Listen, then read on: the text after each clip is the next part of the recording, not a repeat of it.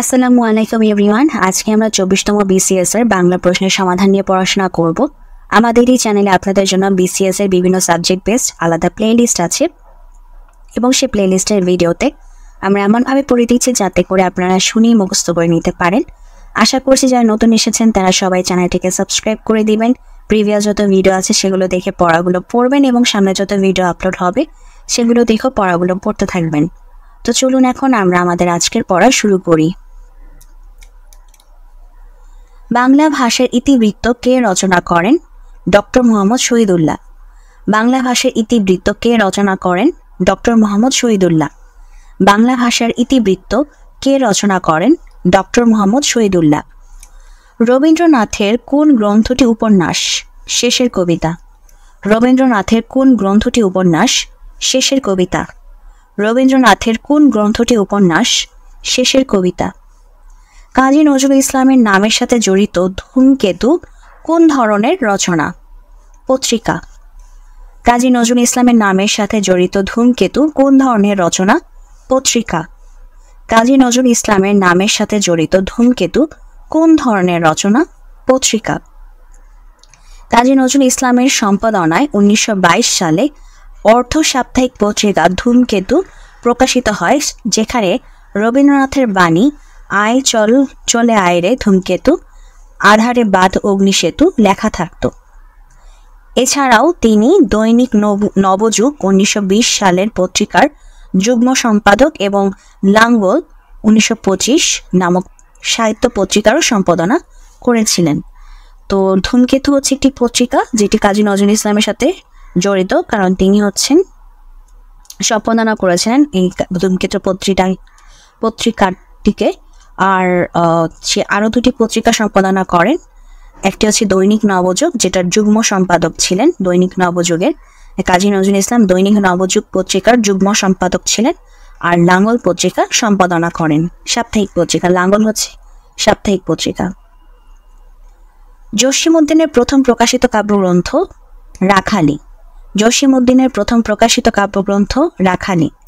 জসীমউদ্দীনের প্রথম প্রকাশিত কাব্যগ্রন্থ রাখালি। রাইফেল রোটি আওরাত উপন্যাসের রচয়িতা আনোয়ার পাশা। রাইফেল রোটি আওরাত উপন্যাসের রচয়িতা আনোয়ার পাশা। রাইফেল রোটি আওরাত উপন্যাসের রচয়িতা আনোয়ার পাশা।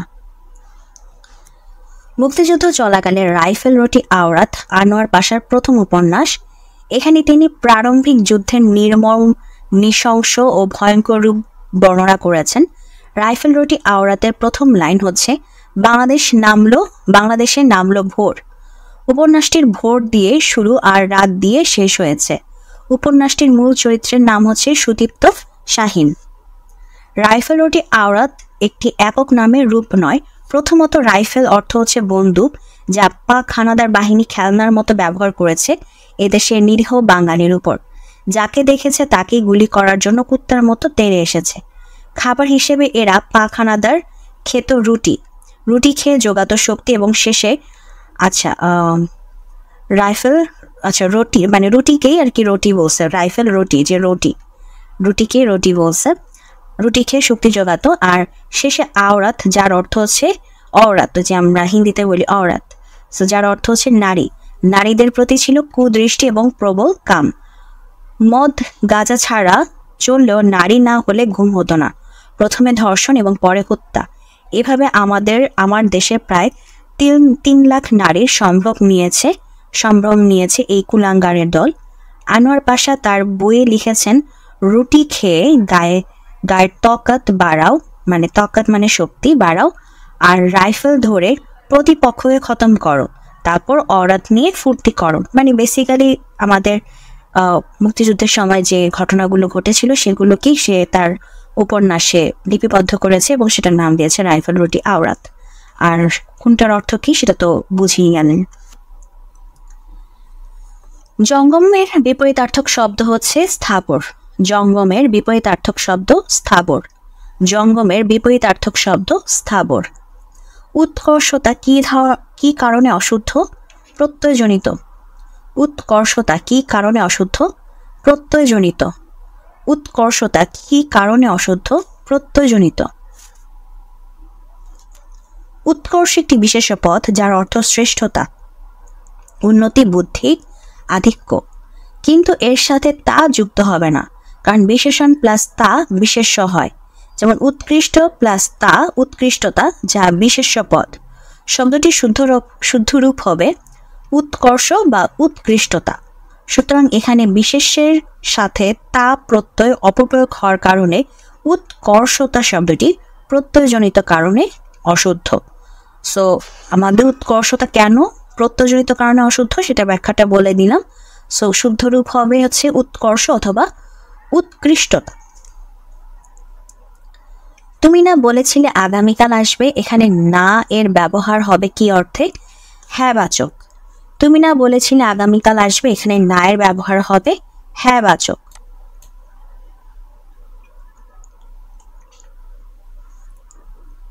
কাজী নজরুল ইসলামের উপন্যাস কোনটি? মৃত্যু ক্ষুধা।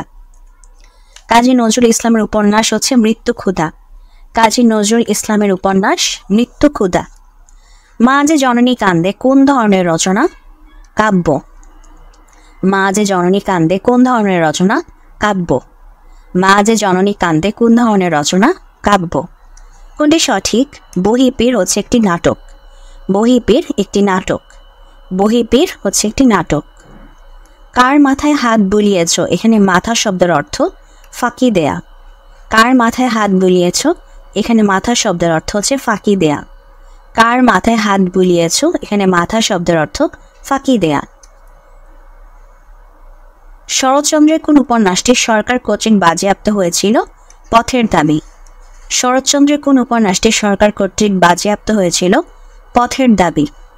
শরৎচন্দ্রের কোন উপন্যাসটি সরকার কর্তৃক বাজেয়াপ্ত হয়েছিল? পথের দাবি। কোন গ্রন্থটির রচয়িতা এস ওয়াজেদ আলী? ভবিষ্যতের বাঙালি। কোন গ্রন্থটির রচয়িতা এস ওয়াজেদ আলী? ভবিষ্যতের বাঙালি। কোন গ্রন্থটির রচয়িতা এস ওয়াজেদ আলী? ভবিষ্যতের বাঙালি। নিত্য মূর্ধন্য স কোন শব্দে বর্তমান? আষাঢ়।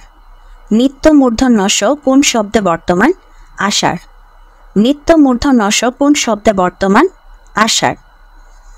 ভাষা মানুষের মুখ থেকে কলমের মুখে আসে, উল্টোটা পড়তে গেলে মুখে শুধু কালি পড়ে, বলেছেন প্রমোদ চৌধুরী।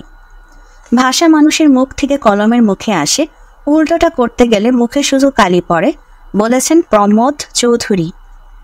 ভাষা মানুষের মুখ থেকে কলমের মুখে আসে, উল্টোটা করতে গেলে মুখে শুধু কালি পড়ে, বলেছেন প্রমোদ চৌধুরী। অক্ষির সমীপে এর সংক্ষেপণ হলো সমক্ষ। অক্ষির সমীপে এর সংক্ষেপণ হলো সমক্ষ। অক্ষির সমীপে এর সংক্ষেপণ হচ্ছে সমক্ষ। উপসর্গের সঙ্গে প্রত্যয়ের পার্থক্য। উপসর্গ থাকে সামনে, প্রত্যয় থাকে পিছনে। উপসর্গের সঙ্গে প্রত্যয়ের পার্থক্য হচ্ছে উপসর্গ থাকে সামনে আর প্রত্যয় থাকে পিছনে। উপসর্গের সঙ্গে প্রত্যয়ের পার্থক্য, উপসর্গ থাকে সামনে, প্রত্যয় থাকে পিছনে। তুমি এতক্ষণ কি করেছো? এ বাক্যে কি কোন পদ? সর্বনাম। তুমি এতক্ষণ কি করেছো? এখানে কি কোন পদ? সর্বনাম। তুমি এতক্ষণ কি করেছো? এখানে কি কোন পদ? সর্বনাম। আকাশে তো আমি রাখি নাই মোর উড়িবার ইতিহাস। এ বাক্যে আকাশে শব্দটি কোন কারকে কোন বিভক্তি? অধিকরণে সপ্তমী। আকাশে তো আমি রাখি নাই মোর উড়িবার ইতিহাস। এ বাক্যে আকাশে শব্দটি কোন কারকে কোন বিভক্তি? অধিকরণে সপ্তমী। কারণ আকাশ হচ্ছে একটি স্থান আর এখানে এ আছে, সো সপ্তমী বিভক্তি। আর আকাশে হচ্ছে স্থান বোঝানোর কারণে সেটা অধিকরণ কারক। হ্যারি পটার কি? হ্যারি পটার হচ্ছে সাম্প্রতিককালে সর্বাধিক বিক্রিত একটি শিশুতোষ বই। এটা এই প্রশ্ন যখন হয়েছিল সে সময়কার ঘটনা, তখন হ্যারি পটার খুব পপুলার ছিল। সো সেজন্য বলছে সাম্প্রতিককালে সর্বাধিক বিক্রিত একটি শিশুতোষ বই। A long walk two freedom বইটির লেখককে? Nelson Mandela. A long walk two freedom বইটির লেখক Nelson Mandela. A long walk two freedom বইটির লেখক নেলসন ম্যান্ডেলা। তো আজকের প্রশ্নের সমাধানের ভিডিও এখানে শেষ হয়ে যাচ্ছে। যদি ভিডিওটি ভালো লাগে অবশ্যই ভিডিওতে লাইক দেবেন, চ্যানেলটিকে সাবস্ক্রাইব করবেন। ভালো থাকবেন।